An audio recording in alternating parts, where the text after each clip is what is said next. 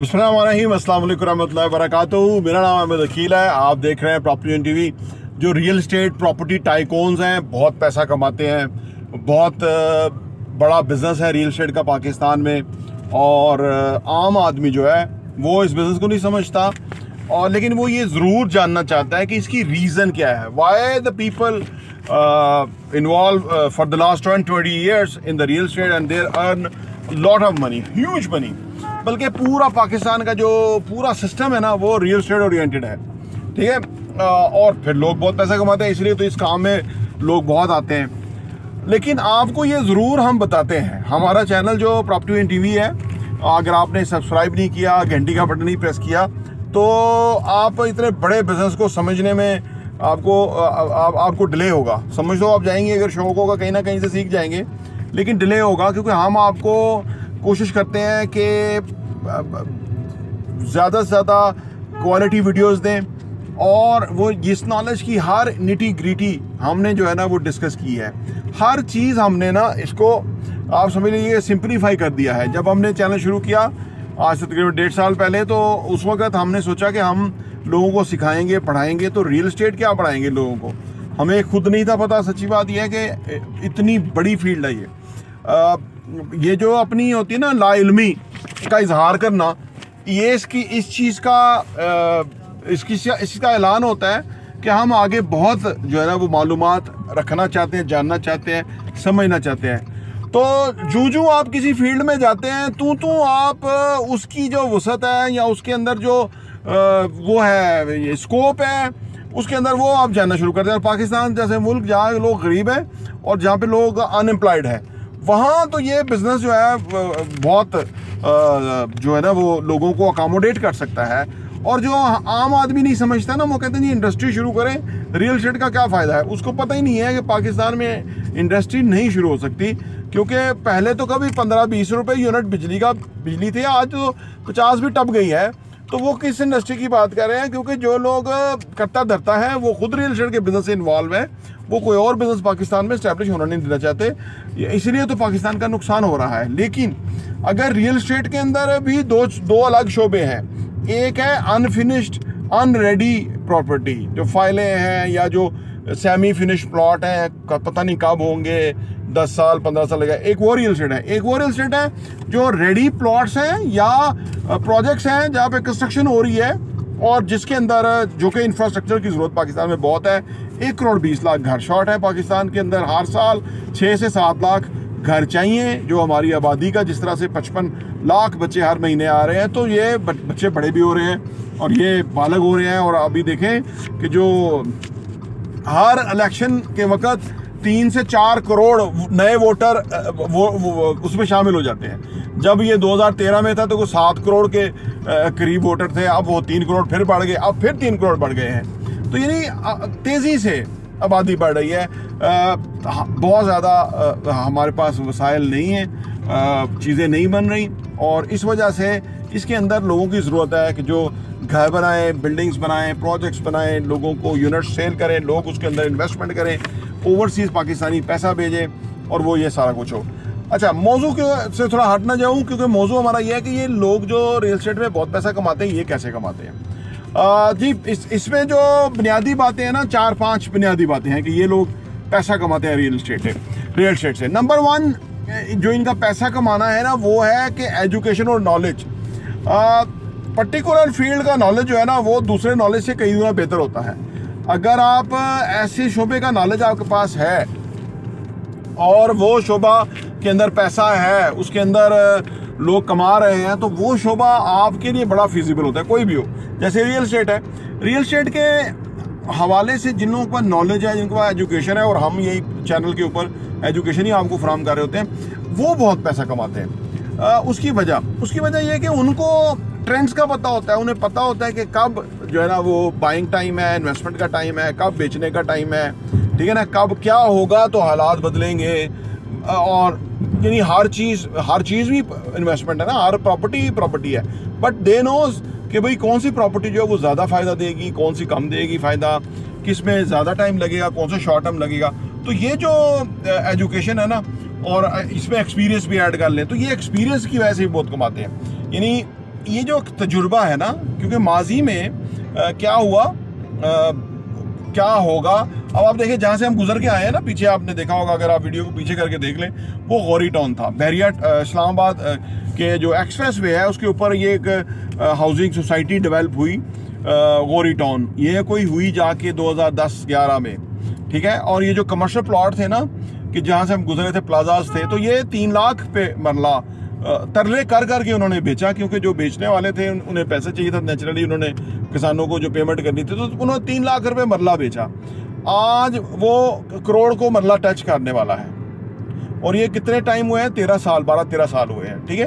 तो अब आप देख लीजिए कि ये जो एक्सपीरियंस होता है ना, ये बड़ा काम आता है कि यार अगर ये चीज़ इस तरह है, और ये इनलीगल सोसाइटी है, गवर्नमेंट की अप्रूवल नहीं है, ठीक है, वो मामला अलग चल रहा है, इसके बावजूद कीमत इतनी शूट कर रही है कि आपकी हैरानी है कि ये क्यों हो रहा है। इसकी वजह कि मार्केट फोर्सेस है, पाकिस्तान की पॉपुलेशन बहुत है, पाकिस्तान में इंफ्रास्ट्रक्चर के लिए लोगों को ज़रूरत है, घर चाहिए, कमर्शियल चाहिए, शॉपिंग के एरिया चाहिए, ऑफिसेज चाहिए। एक बहुत बड़ी पॉपुलेशन है, 25 करोड़ आबादी है, और उसके अंदर फिर अगर फेडरल कैपिटल है तो वो और उसकी खास और सिग्निफिकेंस है, और उस हवाले से उसकी कीमतों में भी आए दिन इजाफा। फिर पूरे पाकिस्तान से और ओवरसीज़ पाकिस्तानी 1 करोड़ 10 लाख लोग हैं, जो भी आना चाहता है वो इस्लामाबाद में आना चाहता है, तो फिर वो अपनी पॉकेट और अपने बजट और उस हिसाब से वो जहाँ भी इन्वेस्टमेंट करता है, जहाँ भी वो रहना चाहता है, तो ये जो लोग कमाते हैं ना, ये एक्सपीरियंस, एजुकेशन और एक्सपीरियंस इनका है। एजुकेशन वो नहीं कि जो डिग्रियाँ वगैरह है, ये भी एक एजुकेशन है ना, किसी भी नॉलेज, किसी भी रेलिवेंट शोबे का जो नॉलेज है वो भी एजुकेशन है, बल्कि वो बड़ी एजुकेशन है, क्योंकि उससे आपको फाइनेंशियली फ़ायदा होता है। वो नॉलेज कि जो आपका कन्वर्ट हो जाए ना पैसे में, वो ज़्यादा इफेक्टिव नॉलेज है। तो पहला पॉइंट जो ये है कि ये इस वजह से कमाते हैं। दूसरा ये है कि जी, दूसरा जो रियल एस्टेट में लोग कमाते हैं ना, वो नेटवर्किंग और रिलेशनशिप का है। ये जो नेटवर्किंग है, इसमें बड़ी कमाल चीज़ है भाईजान। वो चीज़ है, हाँ जी, कितने की है जी? 5 करोड़ में फाइनल होती है, चले वो मेरी हो गई। अब ये नेटवर्किंग है, रिलेशनशिप है, और मेरी हो गई। अब कस्टमर सामने बैठा है, वो 5.5 की खरीदता है, 5.25 की खरीदता है, 5-10 की खरीदता है, बस एक फ़ोन कॉल के ऊपर जो है ना, वो 10 लाख रुपए का मार्जिन जो है वो बेचने वाले ने क्रिएट कर लिया, सो दैट कि he has certain networking relationship है लोगों के साथ, एक दूसरे के साथ काम चलता है। ये चीज़ उसके पास पड़ी हुई है, वो चीज़ मेरे पास पड़ी हुई है, वो मुझे फ़ोन करेगा, वाइस वर्सा मैं भी कहूँगा पड़ी हुई है, वो आपकी हुई। तो ये क्या है, इस शोबे के अंदर जो नेटवर्किंग है, जो कि रिलेशनशिप है, वो बहुत काम देते हैं। हर शोबे में रिलेशनशिप काम देते हैं, इसमें तो बहुत ज़्यादा देते हैं। उसकी वजह ये कि हर बंदे के साथ हर कोई काम नहीं करना चाहता। हमें लोग रब्ता करते हैं हमारे साथ काम करें, हम नहीं करना चाहते, क्योंकि हमारे कोई खास नेटवर्किंग नहीं है, कोई एक ऐसा रिलेशनशिप नहीं है कि जिसके ऊपर करोड़ों रुपए का काम हो सके ना। अगर हम कहीं करते हैं तो उसकी वजह है कि हम अपनी जो नेकनामी है वो कस्टमर के एंड पे होती है। अगर कस्टमर अनहैप्पी हो गया तो सारा काम जो है ना, उसका फ़ायदा ख़त्म है। तो लिहाजा दूसरे नंबर पे जो लोग इसमें पैसा कमाते हैं, उन लोगों की नेटवर्किंग है और रिलेशनशिप है, और ये इसके अंदर बहुत फ़ायदा देता है। तीसरी चीज़ रियल एस्टेट में जो पैसा कमाने की रीज़न है ना, वो है मार्केट नॉलेज। देखिए, हम अभी मार्केट जा रहे हैं, सुबह शाम का जो मार्केट से इन टच होना है, वो ऑन ग्राउंड रियलिटीज़ को बताता रहता है कि जी यहाँ पे ये बनने जा रहा है, यहाँ पे ये बनने जा रहा है, ठीक है जी, ये चीज़ का ट्रेंड है, आजकल लोग ये ख़रीद रहे हैं। लोगों की अपनी जो है ना वो जमा तफरीक है, वर्किंग है, तो क्या चीज़ आने वाले टाइम में बिकेगी, इस वक्त जो कीमत है वो आने वाले टाइम में क्या होगी, इलेक्शन होंगे तो चीज़ों की कीमतें क्या होंगी, ये सारा कुछ जो है ये मार्केट नॉलेज है, ठीक है। और मार्केट नॉलेज मार्केट के साथ इन टच हुए बगैर हासिल नहीं किया जा सकता। और हम आपके सामने मार्केट सिचुएशन भी लेके आते हैं, उससे भी आपको हम बहुत ही इन डेप्थ चीज़ें जो है वो बताने की कोशिश करते हैं। अगर आप मार्केट से इन टच नहीं है, अगर हमारे चैनल आपने सब्सक्राइब किया और मार्केट सिचुएशन देख लेते हैं, तो वो आपको ओवरऑल जो एक पिक्चर है वो मिल जाती है कि जिससे आप फ़ायदा उठा सकते हैं। तो तीसरे नंबर पे जो लोग फ़ायदा उठाते हैं, उनके पास मार्केट नॉलेज होता है, क्योंकि मार्केट जो है ना, मिस्टर मार्केट तो खैर स्टॉक एक्सचेंज में जो किताब है बेंजामिन ग्राहम की, द इंटेलिजेंट इन्वेस्टर, उसमें जो वॉरेन बफेट है वो कहता है कि मिस्टर इन्वेस्टर, यानी उस किताब में मिस्टर मार्केट जो है ना, उसको कहा जाता है कि मिस्टर मार्केट जो है वो कभी उसका मूड अच्छा होता है तो कभी ख़राब होता है। तो वो ये उस मिस्टर मार्केट के साथ इन टच रहने से ही आपको जो है वो मार्केट का नॉलेज आता है, और उस नॉलेज से आप फ़ायदा उठा सकते हैं। नंबर 4 ये है कि जी लीगल नॉलेज। ये जो सोसाइटियाँ अभी रावलपिंडी के आसपास सफर में जो सोसाइटियाँ थी वो रेड हुआ, सोसाइटियाँ बंद हो गई हैं जी, वो इलीगल हैं, उन्होंने माल ज़्यादा बेच दिया, एक्चुअल उनके पास कम है, अप्रूवल्स कम है, ठीक है जी, लैंड डेवलपमेंट नहीं हो रही, पता नहीं कब से कब बेच रहे हैं और लाखों फाइलें बेच चुके हुए हैं, तो वो अभी भी बेच रहे हैं और लोग ले भी रहे हैं, लोग पागल बन रहे हैं ना। तो ये लीगल नॉलेज भी होना ज़रूरी है। हम ऐसा कोई काम नहीं करते, हालांकि हमें उसमें फ़ायदा है, हालांकि उसमें बहुत पैसा बच सकता है, ठीक है ना। वो एक हम प्लेटर ले लें, 5 करोड़ रुपया दें, 15 करोड़ रुपया कमा लें, 10 करोड़ की दिहाड़ी लगा लें, या 6 महीने में कमा लें, 4 महीने में कमा लें, लोग कमाते हैं, लेकिन वो अपनी साख को ख़राब करने की कोशिश करते हैं। आप अगर कंप्रोमाइज़ करेंगे ना तो आप बड़ा ब्रांड या बड़ा बिजनेस नहीं बन सकते। तो लिहाजा ईमानदारी, ऑनेस्टी, क्रेडिबिलिटी ज़रूरी है। इसलिए हम लीगल नॉलेज रखते हैं चीज़ों का कि ये है क्या। जो बच्चे हैं, नए बच्चे मार्केट में आते हैं, वो सोचते हैं ये फार्म उधर बेच दिया, उधर से इधर बेच दिया, वो बेचारे लोगों का नुकसान कर देते हैं, उन्हें पता ही नहीं होता इस चीज़ का। तो जो लोग ज़्यादा कमाते हैं वो मार्केट नॉलेज रखते हैं, उन्हें पता है कि लीगली अगर किसी की स्टेबल पोजीशन है तो वहाँ पे इन्वेस्टमेंट बनती है और उसका फ़ायदा है। कल को खुद भी जवाबदेह हो जाए और उसको फ़ायदा ना हो, तो ऐसा काम करने का फ़ायदा क्या है। फ़ायदे में फ़ायदा हासिल करें तो बेहतर है, आप किसी के नुकसान में फ़ायदा हासिल करें तो ये बहुत गलत है। अल्लाह भी देख रहा है और वो लोग भी मासूम होते हैं, उन्हें पता नहीं होता, तो इसलिए हम ये काम ही नहीं करते, अल्हम्दुलिल्लाह। तो जो चौथे नंबर पे जो लोग ज़्यादा पैसे कमाते हैं वो लीगल नॉलेज होता है। क्योंकि आप अगर एक जगह से आपने कोई गड़बड़ कर दी, जैसे गुलबर्ग में कुछ पार्टियां गायब हो गई हैं, अगर उन्होंने गड़बड़ कर दी तो मुँह छुपाते फिरेंगे, लोग आपके पीछे पीछे होंगे, कारोबार का मज़ा ही ना रहा, क्या ज़रूरत है, ठीक है ना।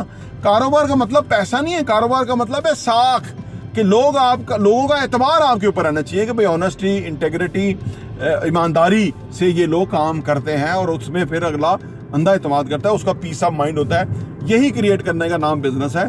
तो जो लोग रियल एस्टेट में ये क्रिएट करने में कामयाब होते हैं, लीगल नॉलेज उनके पास होता है और उसके मुताबिक स्टेप्स लेते हैं, कामयाब रहते हैं, लोगों को भी फायदा होता है।